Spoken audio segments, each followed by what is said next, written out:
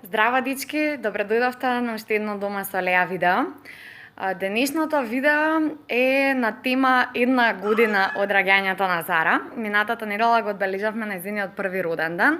Го прославивме на доста интересен начин. Повеќе за придобивките и негативните страни на славењето на детски роден ден дома ќе ви кажам во наредно видео. Сега би сакала да се осврнам малку повеќе на тоа што за мене лично значи оваа една година што измина. Би ја нарекла година на трансформација, бидејќи во секоја смисла се случуваше токму тоа. Значи, најпрво си го гледаш телото како ти се трансформира, после тоа гледаш како животот ти се трансформира, добива една нова оска на замислена ротација, како се викаше тоа. Така што во секој случај станува збор за една трансформативна година, бидејќи практично мислам дека не може човек да почне да се грижи за дете без при тоа да се осврне малце кон себе, да почне да се наблюдува себе на еден објективен и покритички начин, нели?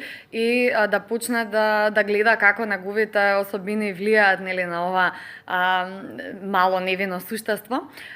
Така што мислам дека има една длабока мајчинството и родителството, особено, нели, во првата година, еве, има една длабока психолошка функција за родителите и мислам дека тоа не треба да се занемари, туку треба да се искористи како можност да се осврнеме на некои аспекти кои што најверојатно претходно никогаш не ни паднале на памет или едноставно изгледале како премногу работа за да се занимаваме со тоа, нели, добри сме и вака како што сме, функционираме добро во животот и вака како што сме. Односно, мислам дека секогаш има можност за подобрување и треба да ги искористиме суптилните знаци и приликите кои што ги добиваме преку различни животни ситуации, во овој случај, нели, родителството. Кога сме на се навратам и на трансформацијата која што се случува,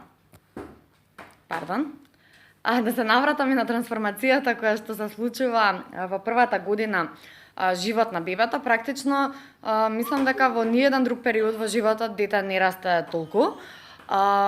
Како физички, така и психички, значи во првите неколку месеци буквално ја дуплира својата килажа со која што е родено, за потоа да ја триплира до крајот на првата година.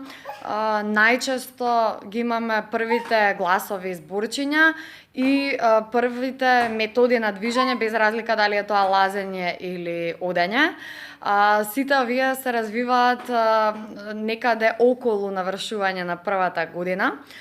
Може да се случи од 10 месеци па натаму до 14 месеци, така имам читано. Во секој случај, кај Зара, значи, појавата на првите зборчиња почна доста порано. Сега веќе имаме некој фонд на зборови и на десетина прашања кои што може да ги одговори, нели, со по еден збор.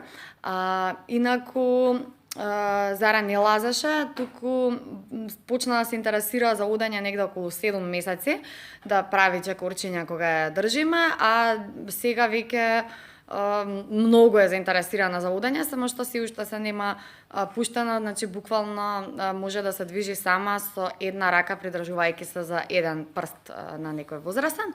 Така што мислам дека кај да е набрзо ќе престанеме да одиме наведнати по дома и ќе почнеме да трчаме и да прибираме све што става во уста. Ете така. Тоа би бил овој краток апдейт за овој понеделник, а веќе во некој наредно видео ќе ви раскажам за тоа како го преживеавме вчерашниот ден кога славевме роден ден дома и на каква роденденска организација се одлучивме и зошто. Ви благодарам многу за вниманието, имајте убав понеделник и се гледаме наврзо. Чао!